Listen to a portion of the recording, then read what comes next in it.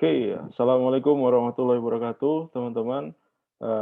Hari ini pertemuan kita yang 10 dalam nuansa libur Natal dan Tahun Baru, karena memang kita tetap harus kuliah gitu ya. Sementara jadwal kita Kamis Jumat kebetulan libur minggu ini dan minggu depan, ya udah. Berarti solusinya seperti ini, teman-teman dengerin tapping-nya, kemudian jangan lupa kerjain tugas-tugasnya berikut dengan kuisnya. Nah, ini saya mau share, bentar ya.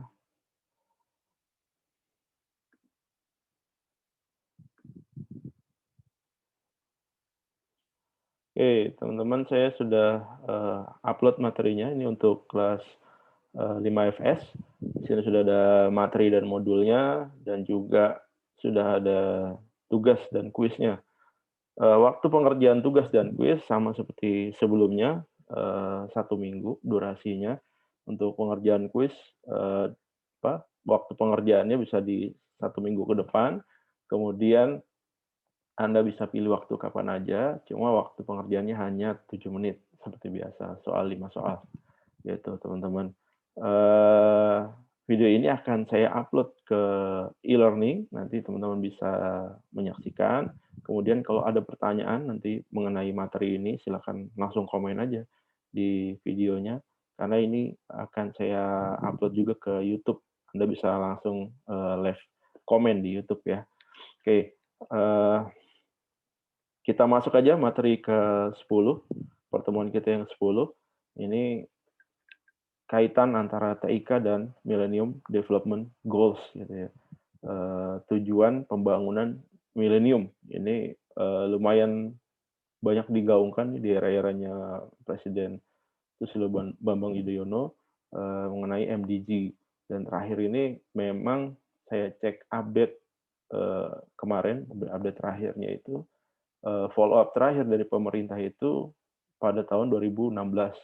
Setelah itu saya belum dapat kabar-kabar terbaru lagi, apa yang sudah dilakukan atau apa yang akan dilakukan oleh pemerintah terkait MDG. Mungkin aja ada update gitu ya, tapi mungkin saya nggak dapat kabarnya seperti itu. Oke, tujuan modul ini ada 4 ya, tujuan materi minggu ini ada 4. Ini untuk memberikan gambaran umum mengenai penggunaan TIK untuk pembangunan, kemudian menjelaskan hubungan antara Millennium Development Goals dengan TIK, kemudian yang ketiga memberikan pemahaman yang lebih baik dari potensi penggunaan TIK untuk kemajuan sosial, ekonomi, dan mempercepat pembangunan. Yang keempat itu untuk menyediakan kerangka kerja berorientasi pembangunan untuk kegiatan-kegiatan yang berbasis TIK atau didukung TIK di berbagai sektor. Jadi memang ini materinya lumayan lumayan bermanfaat lah, memberikan gambaran kita mengenai apa sih yang harus dicapai gitu ya, apa sih yang harus diselesaikan oleh pemerintah untuk mengatasi tujuan dari Millennium Development Goals ini. Oke, masuk ke materinya. Ini materi ini berasal dari APCICT ya, di bawah organisasi di bawah naungan United Nations gitu ya. Jadi memang ini materi generik. Nah ini adalah UNESCO High Priority Countries buat technical cooperation. Jadi di kawasan Asia Pasifik ini adalah kawasan yang memang beragam ya.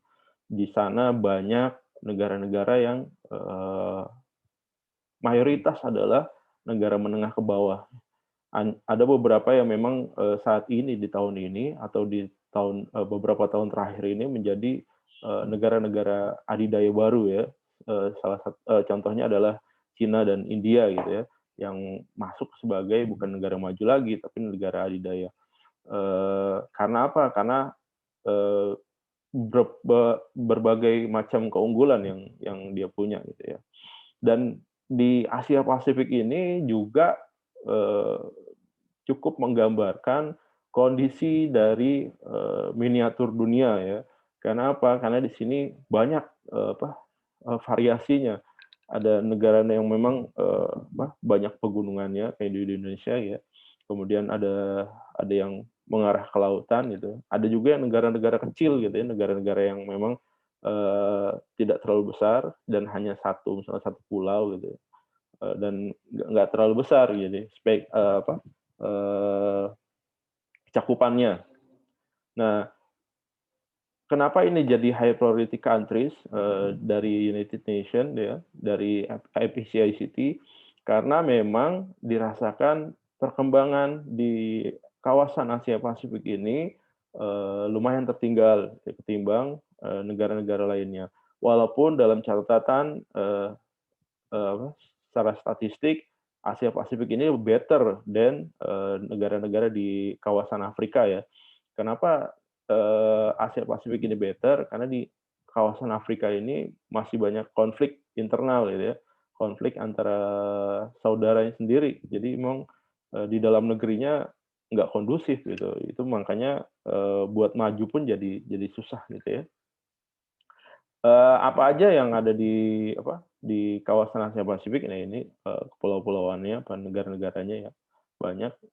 Kalau kita lihat ini ada masih negara-negara konflik juga di Afghanistan, Bhutan ya, kemudian Afghanistan sorry, kemudian, eee, di sini ada Bangladesh ya, Kamboja, Maldives, Myanmar, Timur Leste ya, negara-negara baru. Ini yang Timur Leste, negara kecil gitu ya. Kemudian Solomon Island, ya kecil juga. Samoa, dan segala macam. Dan secara kalkulasi memang Asia Pasifik ini better than, Afrika, kawasan-kawasan di Afrika ya. Dan ada beberapa, yang menjadi perhatian dari United Nations karena memang punya populasi yang, sangat besar gitu. Apa sih tujuan dari Millennium Development Goals? Ada 8 tujuan dari Millennium Development Goals. Yang pertama adalah menanggulangi kemiskinan dan kelaparan, kedua mencapai pendidikan dasar, ya. Jadi emang ada standarisasi pendidikan dasar yang harus dikejar, semua negara bagi, masyarakatnya gitu ya. Jadi setiap orang yang, setiap orang yang dalam usia tertentu, maka dia wajib, mendapatkan pendidikan yang layak. Karena kita sama-sama tahu ya, salah satu kunci dari, seseorang bisa keluar dari keadaan ekonomi yang kurang baik, salah satunya kuncinya adalah pendidikan. Kalau dia nggak ada pendidikan, maka, kans-nya untuk, lebih grow lagi, itu lebih kecil ketimbang orang-orang yang punya pendidikan. Walaupun memang dalam kenyataannya ada beberapa orang yang nggak punya pendidikan gitu, tapi kok dia lebih kaya ya, kok dia lebih sukses ya gitu ya. Tapi ya itu nggak banyak gitu, lebih banyak orang yang punya pendidikan, dan hidupnya lebih mature gitu, ketimbang orang yang nggak punya pendidikan. Itu yang, melandasi. Yang ketiga, mendorong kesetaraan gender, pemberdayaan perempuan gitu ya.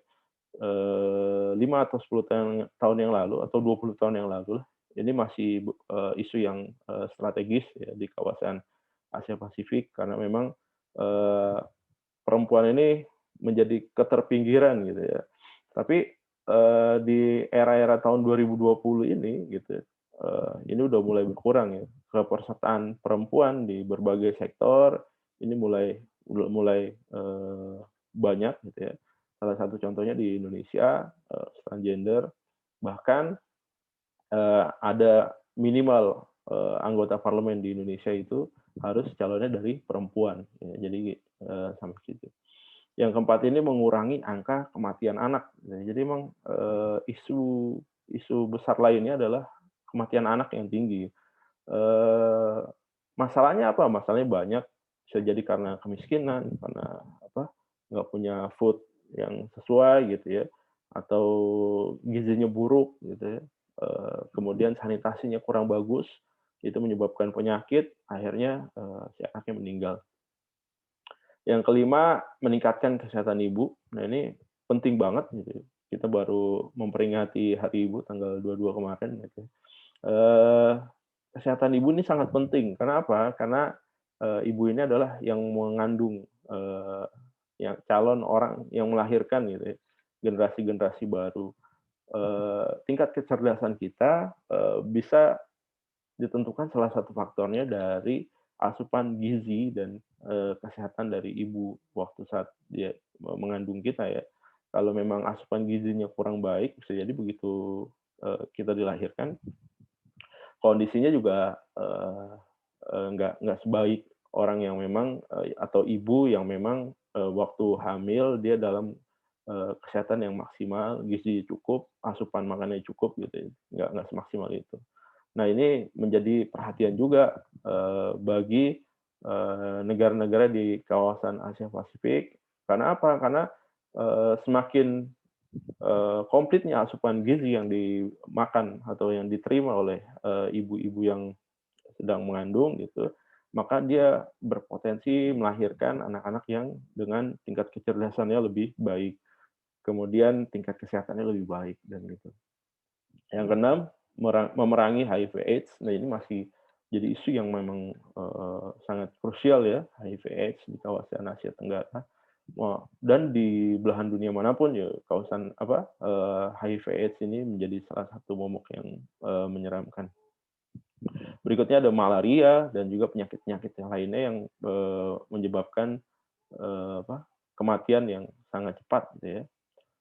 Bahkan di Indonesia, banyak catatan-catatan nih mengenai malaria.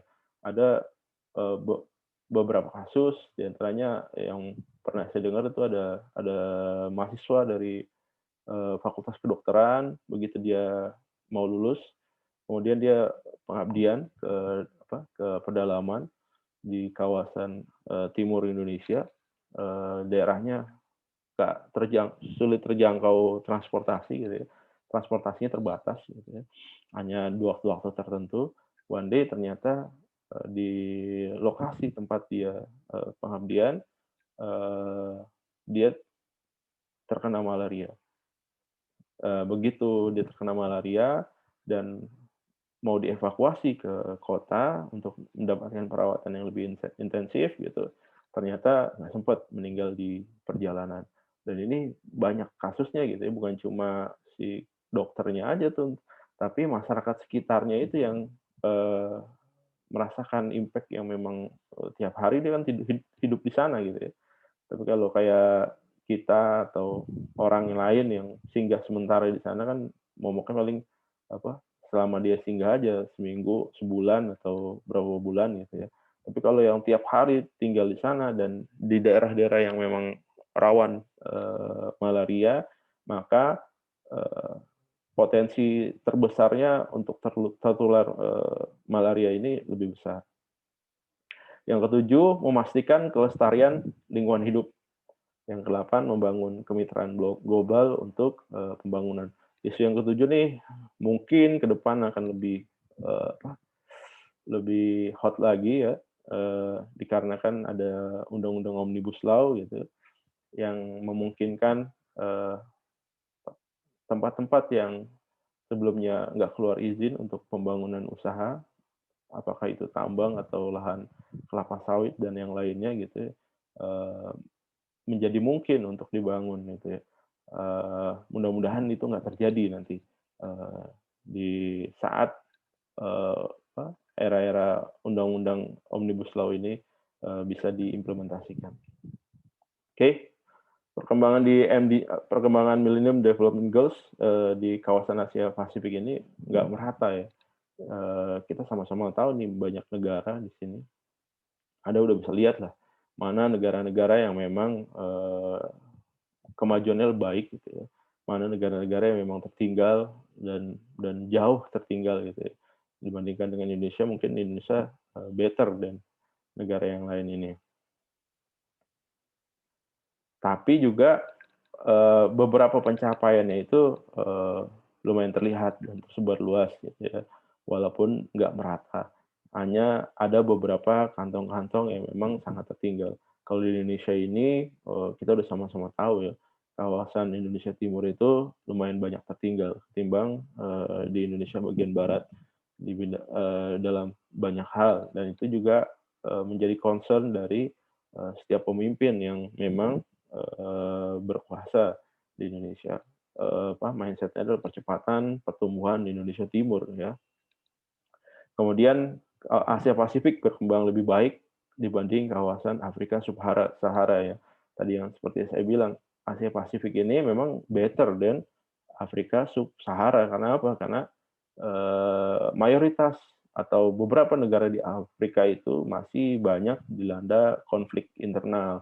Itu yang menyebabkan perkembangannya dia ke depan itu jadi nggak seleluasa perkembangan dari di kawasan Asia Pasifik gitu ya. Kemudian dalam jalur untuk mencapai sebagian besar target, kawasan ini punya negara yang punya populasi terbesar di dunia. Ada Bangladesh, Cina, India, Indonesia, Pakistan. Saat ini Cina dan India udah leading gitu ya, udah menjadi salah satu mungkin bagian dari negara superpower yang ada di dunia gitu ya. Dan Indonesia belakangan dinobatkan sebagai negara maju ya, walaupun dalam penobatan itu ada faktor politisnya juga karena mungkin saat itu ada kedekatan Indonesia dan Cina gitu ya. Karena kalau kita digolongkan sebagai negara berkembang itu ada insentif-insentif yang kita dapat. Nah ini karena kedekatan Indonesia dan Cina ini menyebabkan ada penilaian baru di negara-negara Western gitu ya, yang mengkhawatirkan nih posisi Indonesia nih ada di kaki yang mana gitu ya. Dan ini yang menyebabkan didoronglah Indonesia menjadi negara maju. Supaya apa? Supaya kita nggak dapat insentif-insentif dari predikat negara berkembang. Itu yang menyebabkan itu salah satu mungkin faktornya gitu ya. Kemudian negara-negara kurang berkembang masih memiliki tingkat kematian anak dan ibu serta tuberkulosis tertinggi di kawasan. Jadi memang kawasan Asia Pasifik ini tadi faktor kesehatannya banyak bermasalah gitu ya. Jadi kematian gara-gara TBC di Indonesia juga Anda bisa cek sendiri lumayan momok yang mengerikan di Indonesia ya, mengenai atau perihal tentang TBC. Yang berikutnya ada HIV/AIDS yang terus meningkat. Ini memang banyak faktor ya. Mungkin salah satunya ada faktor ekonomi ya. Kemudian ada faktor-faktor yang lainnya, keharusan rumah tangga dan segala macam. Berikutnya ada kemunduran dalam keberlangsungan lingkungan. Jadi yaitu banyak dari kita belum sadar mengenai keberlangsungan lingkungan gitu. Apalagi ya ini tadi yang Omnibus Law ini lumayan mengkhawatirkan juga nih dalam penerapannya. Apakah itu akan menabrak pakem-pakem yang selama ini dijaga gitu ya oleh daerah dan mungkin dari Kementerian Lingkungan Hidup gitu ya, ataukah memang dengan Omnibus Law ini bisa menjembatani atau bisa menjadi solusi ya, win-win solution bagi pengusaha dan juga bagi lingkungan. Mudah-mudahan yang kedua ini gitu ya, atau enggak ya kalau bisa ya faktor lingkungan diutamakan. Karena kalau lingkungannya sudah rusak, maka keberlangsungan hidup dari masyarakat sekitarnya itu akan dirugikan. Dirugikannya bukan dalam jangka waktu 1 tahun 2 tahun, tapi bisa jadi turunan dari generasi ke generasi itu akan dirugikan gitu ya. Mungkin yang merasakan dampak dari usaha yang terbuka saat ini hanya di satu generasi aja gitu ya. Dan misalkan tadinya hutan lindung dibabat jadi kebun kelapa sawit, jadi generasi sekarang atau generasi keduanya itu menikmati. Tapi setelah itu apakah apakah lingkungannya itu tetap terpelihara gitu. Kalau tetap terpelihara, maka itu kabar baik ya. Tapi kalau misalkan setelah pembangunan kelapa sawit atau tambang menyebabkan kerusakan lingkungan yang lebih panjang, Nah, itu sangat merugikan masyarakat sekitar. Dan juga bisa merugikan kita juga nih, sebagai bagian dari orang Indonesia, karena bisa jadi di hutan lindung itu ada flora dan fauna yang memang, jumlahnya terbatas gitu ya, eee, termasuk tanaman atau hewan yang langka ya. Dengan adanya dibangun, bisnis di sana, tambang atau perkebunan di sana, ternyata menghilangkan komunitasnya dia di, tempat asalnya. Nah, ini juga, merugikan juga buat buat anak kita, buat cucu kita, so one day misalkan kita masih bisa ngelihat hewan A, tapi begitu cucu kita udah nggak bisa ngelihat lagi itu, gitu. Kemudian perbedaan data yang besar di daerah Pasifik, yang berikutnya ketimpangan dalam negeri yang besar seperti di India dan Cina. Jadi India dan Cina memang termasuk, negara-negara maju ya, bahkan bisa dibilang, super power, negara adidaya, beberapa dari negara adidaya di dunia. Cuma di dalam negerinya kita bisa sama-sama lihat ya, banyak kalau di India tuh banyak orang yang masih tidur di pinggir-pinggiran got gitu ya, dan homeless, dia nggak punya rumah gitu ya, dan sanitasinya buruk, itu masih terjadi. Di Cina Anda bisa lihat sendiri ya, ada masih banyak yang juga seperti itu, ada yang perkampungan, village-nya masih terlalu tradisional sekali gitu ya, dibandingkan dengan kotanya yang memang, sangat maju pesat ya, kayak Hong Kong atau Shenzhen gitu ya. Dia, lumayan maju, tapi di beberapa daerahnya, lumayan tertinggal. Sama tipikalnya sama kayak Indonesia aja, Anda lihat aja, pembangunan di Jakarta, di kota-kota besar gitu ya, Jakarta, Surabaya, Medan, gitu, dibandingkan dengan kota-kota kecil gitu ya. Anda bisa lihat, dari sisi perumahan, infrastruktur, dan yang lainnya, sangat jauh tertinggal.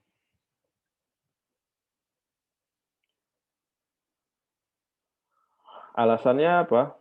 Perkembangan yang beragam, kebutuhan akan investasi publik yang lebih besar di bidang pendidikan dan kesehatan. Jadi memang, concern-nya dari Indonesia alhamdulillah, pendidikan ya, pendidikan dan kesehatan. Alokasi pendidikan kita 20%, walaupun memang dirasa masih kurang juga nih, dengan angka 20%. Tapi dengan 20% ini, 20% anggaran, eee, ini lumayan besar ya. Kita bisa lihat, sama-sama lihat banyak sekolah-sekolah yang sudah direnovasi, tadinya dia cuma 1 lantai, jadi 2 lantai bertingkat gitu ya, dan, kondisi tempatnya jadi lebih baik gitu ya. Kemudian, guru-guru kesejahteraannya juga jadi lebih baik di Jakarta ya, kalau di luar saya nggak tahu. Setahu saya di Jakarta guru-guru PNS, SD, SMP, SMA gitu ya, gajinya udah lumayan tinggi ya, udah 8 juta atau di atas 8 juta. Dan itu, apa, salah satu upaya untuk meningkatkan, fasilitas pendidikan. Dan juga kesehatan juga, better, than yesterday gitu ya, dan dibandingkan sebelum-sebelumnya, walaupun di beberapa daerah masih sulit mengakses layanan kesehatan.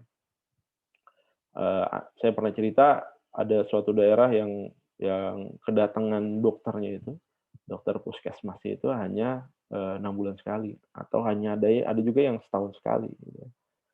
Dia datang selama seminggu, dan selama seminggu itu dia dikerubungin sama masyarakatnya untuk apa, untuk berobat gratis.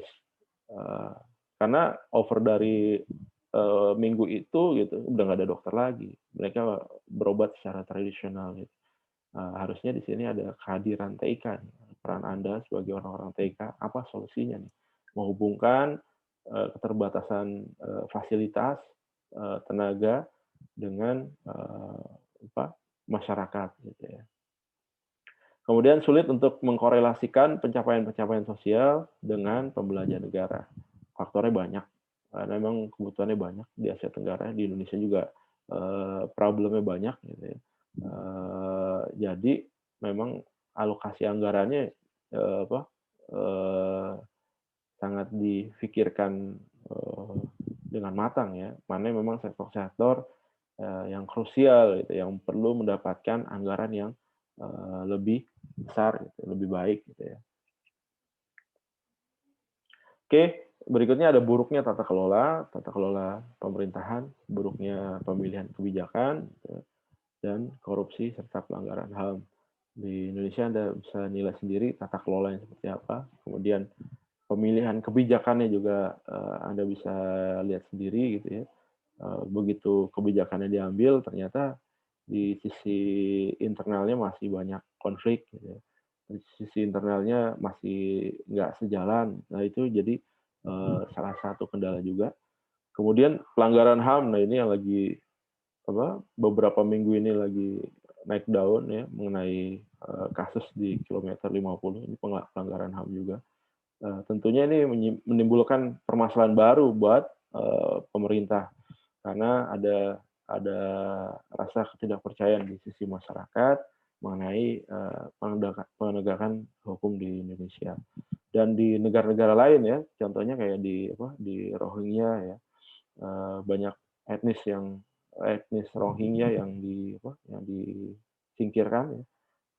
Ada yang bilang genosida ya, karena banyak orang-orang Rohingya yang memang migrasi ke negara-negara tetangga, ke Malaysia, bahkan ke Indonesia, banyak ditampung di daerah Medan dan di dekat-dekat Sulawesi.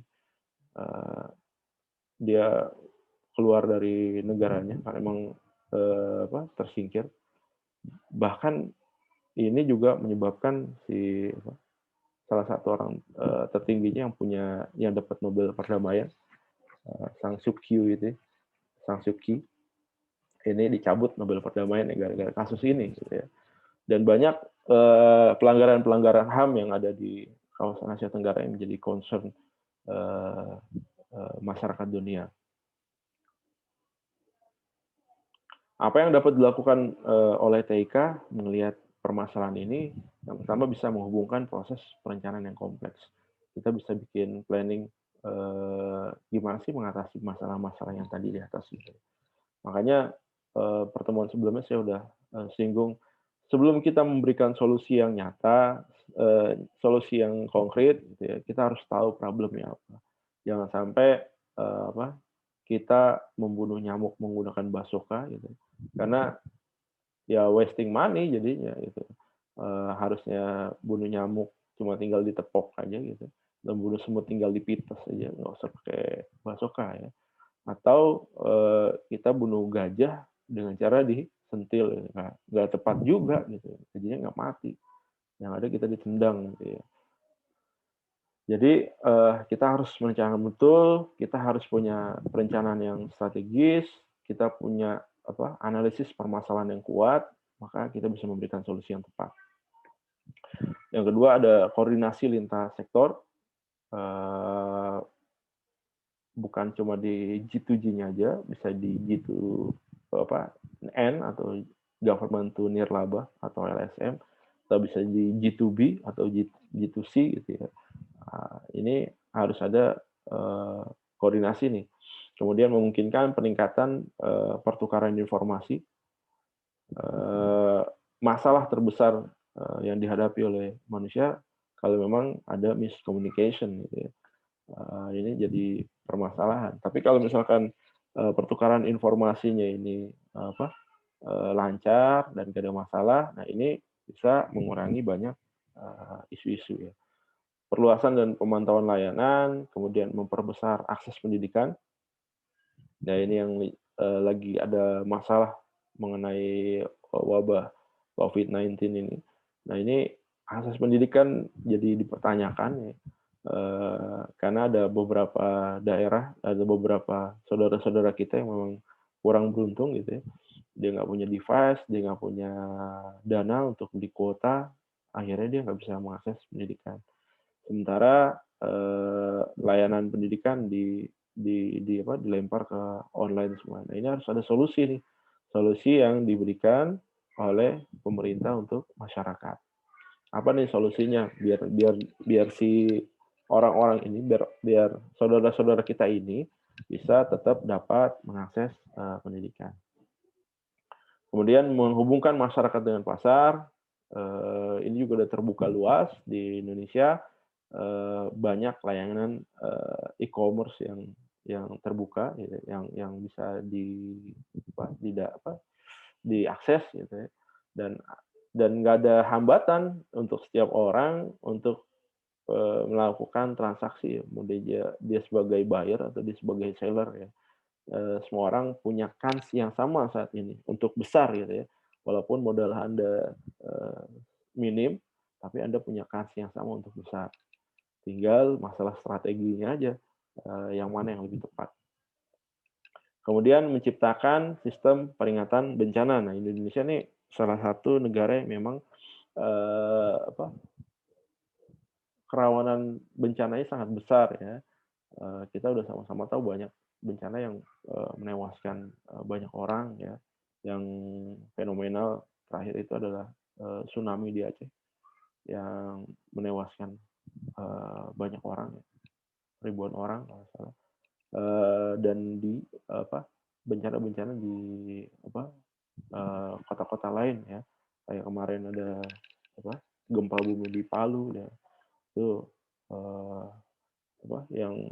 yang buat kita kaget gitu ya, tanahnya bisa muter gitu ya, dan juga ada bencana di NTB dan di kota-kota lain ya.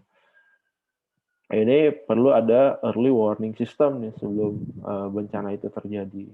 Modelnya seperti apa dan saat ini sudah banyak diterapkan juga nanti. Mungkin, saya akan sisipkan materi juga nih mengenai, perihal bencana dan peran TIK di dalamnya gitu.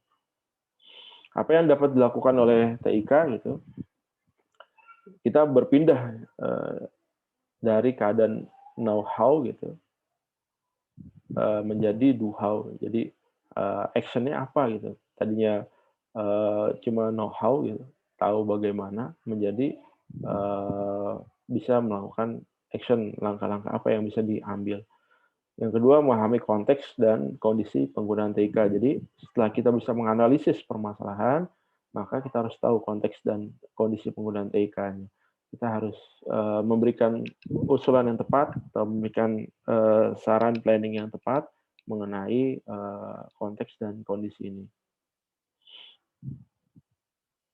Dari TIK cakupan dan definisi, pada dasarnya TIK itu adalah alat penanganan informasi yang terdiri dari seperangkat, peralatan aplikasi dan layanan yang digunakan untuk menghasilkan, menyimpan, memproses, distribusi, dan saling bertukar informasi.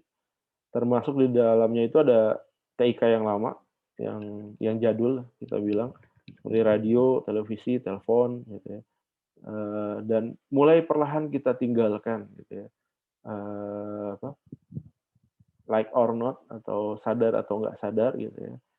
Kita udah mulai beralih nih, dari TIK yang lama, radio, televisi, dan telepon rumah. Telepon rumah udah jarang, mungkin kalau dulu kita bicara 10 tahun yang lalu atau 15 tahun yang lalu, atau 20 tahun yang lalu katakanlah.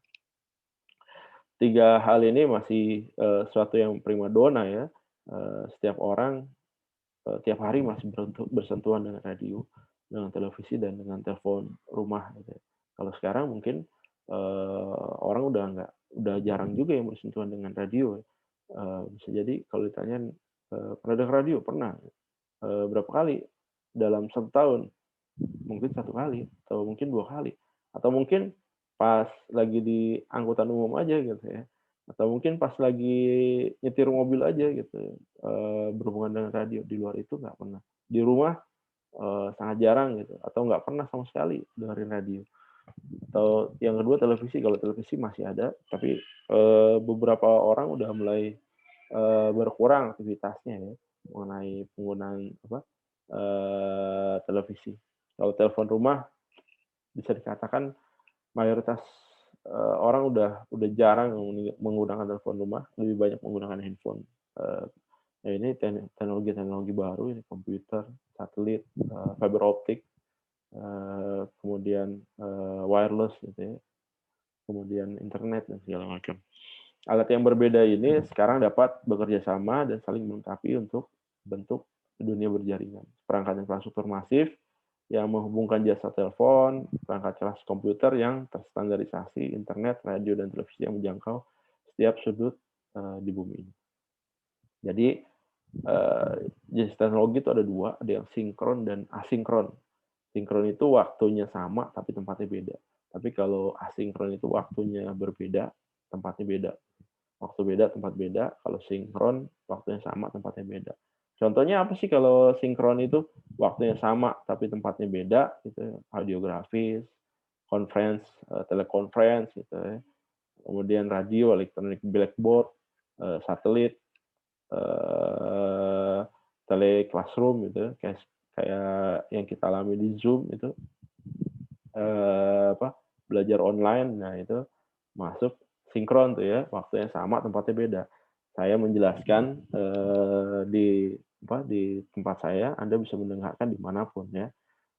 Kemudian ada TV, penyiaran TV, radio dan segala macam.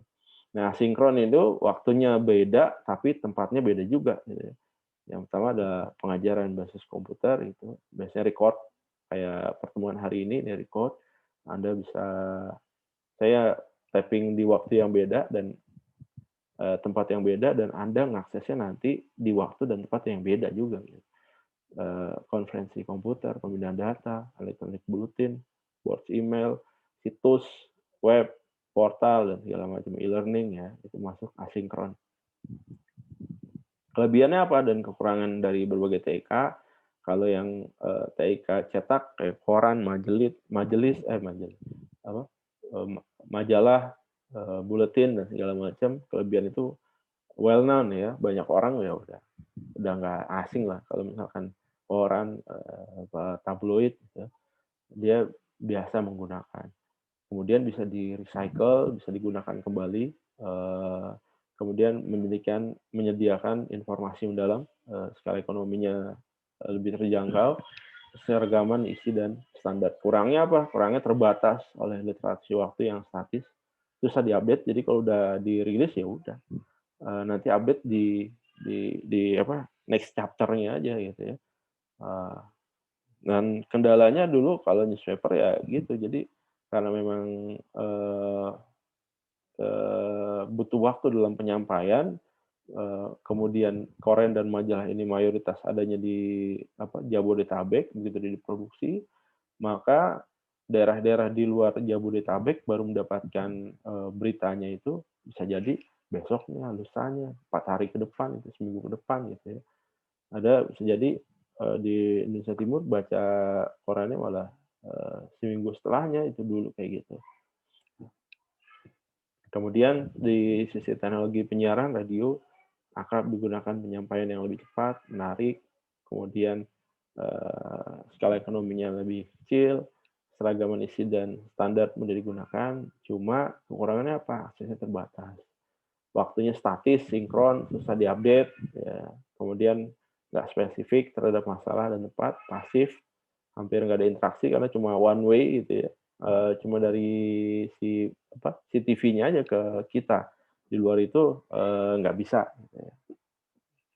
Kemudian konten berupa satu untuk semua, jadi ya udah, dia produksi berita ya buat semuanya gitu ya. Beberapa tahun belakangan mulai digalakkan ya konten-konten lokal. Jadi kalau Anda setel TV berita pagi itu ada jam-jam tertentu yang memberitakan mengenai lokal-lokal yang terjadi, berita lokal yang ada di daerah-daerah tersebut gitu ya. Jadi biasanya si pembawa acaranya itu ngasih pemberitahuan bahwa 15 menit ke depan atau setengah jam ke depan setiap daerah mendapatkan berita lokal, karena memang diwajibkan sama KPI seperti itu. Kemudian masalahnya biaya pendiriannya, produksi, distribusi itu lebih mahal ya. Itu kenapa kita terbatas yang punya televisi nasional, hanya beberapa aja gitu. Insya Allah di 2002 ini akan didorong untuk penggunaan digital televisi. Nah, dengan digital televisi itu lebih murah biayanya, kontennya lebih murah, untuk memproduksinya lebih murah gitu. diharapkan dengan ada itu bermunculan TV-TV baru ya, yang bernuansa digital, yang menggunakan teknologi digital. Nah ini yang berikutnya adalah teknologi digital, komputer dan internet, komputer dan yang berbasis internet. Ya. Kelebihannya interaktif, biaya untuk unitnya lebih rendah, seragaman isi dan standar, mudah diperbarui, pengkhususan terhadap masalah dan tempat mudah digunakan. Kemudian masalahnya aksesnya masih terbatas.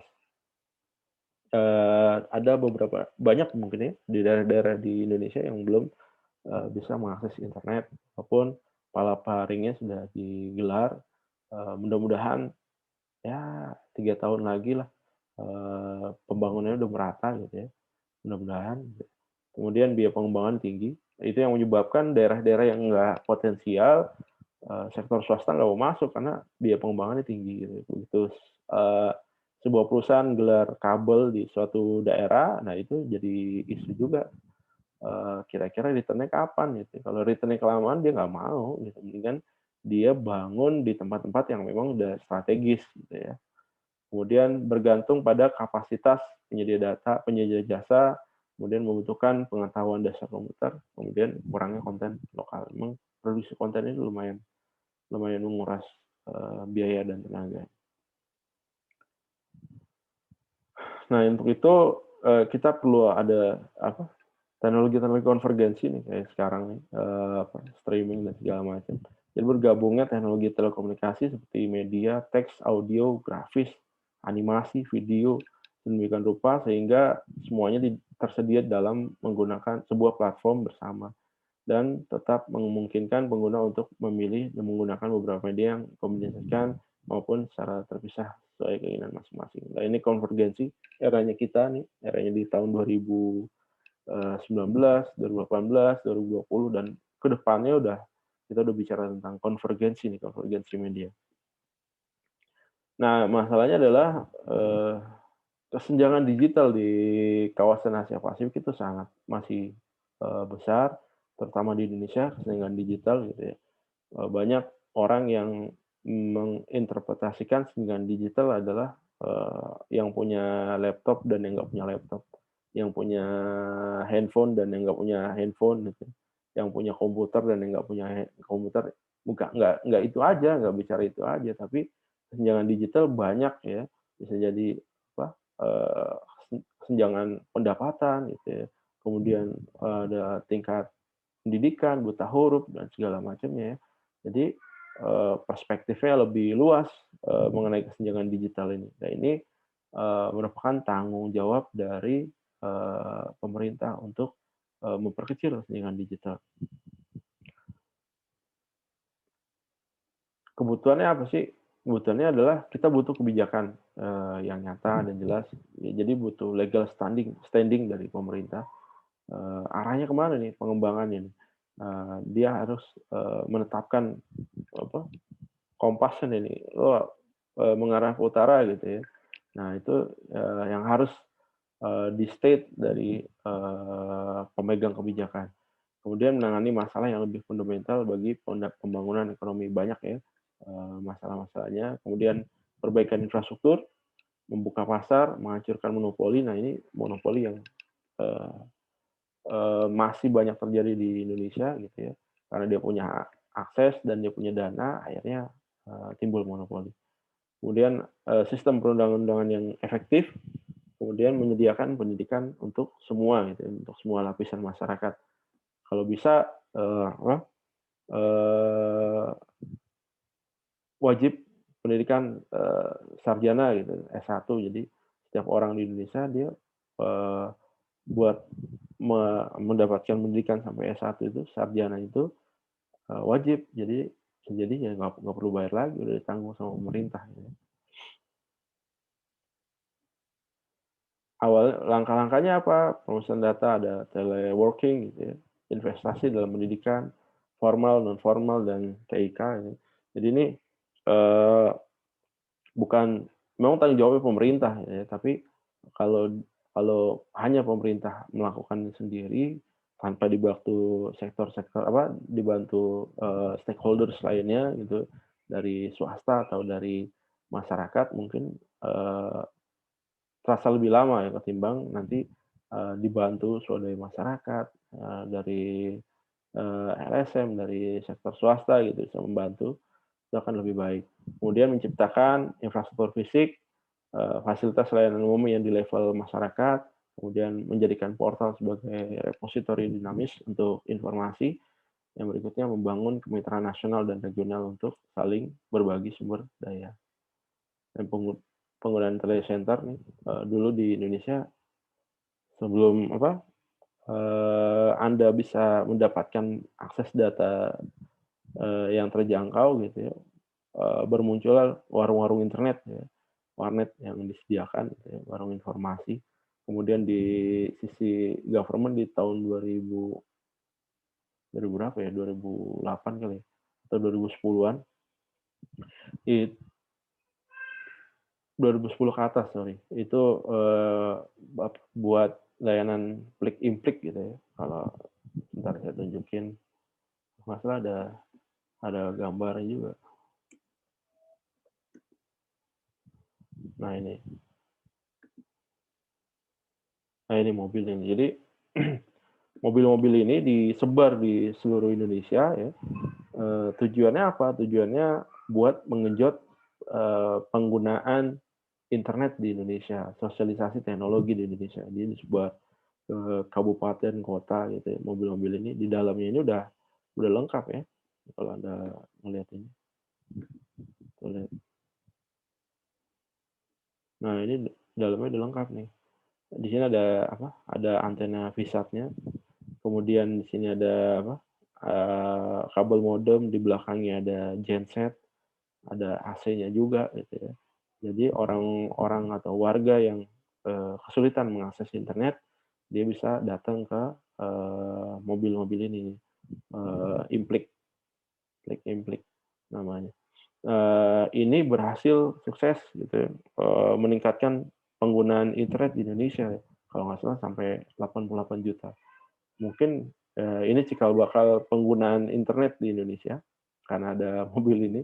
Walaupun, di 2014 ke atas ini jadi, permasalahan, ya jadi permasalahan baru nih, karena ada isu mengenai pengadaan dan segala macam. Tapi, overall programnya baik gitu ya, bisa, eee, memudahkan masyarakat untuk menggunakan internet secara gratis. Jadi kalau kita bicara 30 tahun yang lalu, bukan mobil ini yang disebarin, tapi TV di kelurahan-kelurahan gitu ya, radio di kelurahan-kelurahan gitu ya.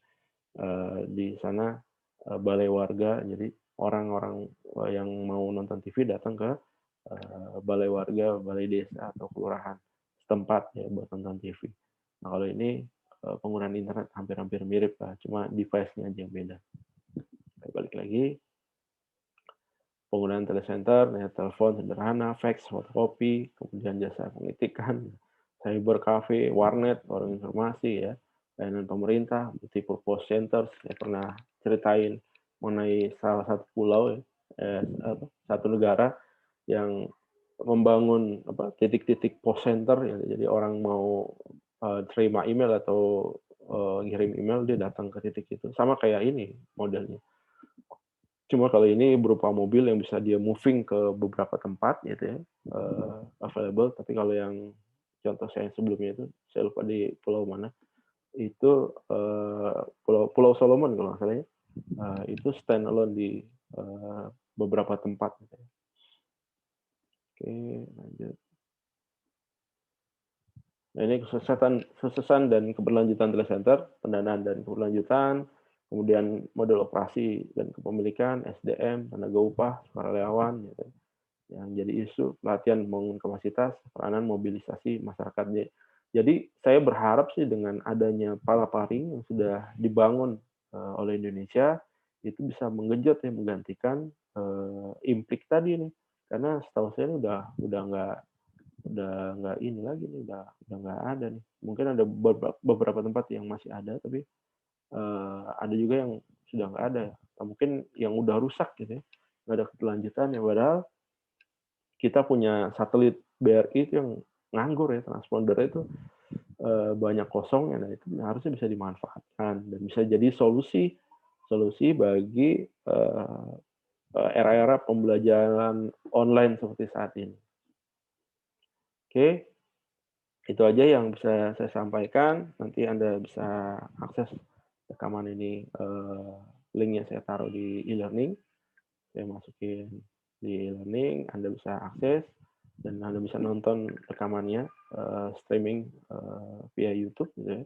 Nanti Anda, eee, kalau ada pertanyaan silakan aja langsung mengajukan, pertanyaan, di kolom komentar YouTube-nya itu, nanti kita diskusi di sana. Minggu depan kuliahnya masih akan sama seperti ini, karena memang Kamis, Jumatnya kita libur dan, saya akan, posting, rekamannya seperti, saat ini. Itu aja yang bisa saya sampaikan, terima kasih atas perhatiannya, saya kata, tetap jaga kesehatan ya, karena itu yang penting, silakan Anda berlibur. Terima kasih. Assalamualaikum warahmatullahi wabarakatuh.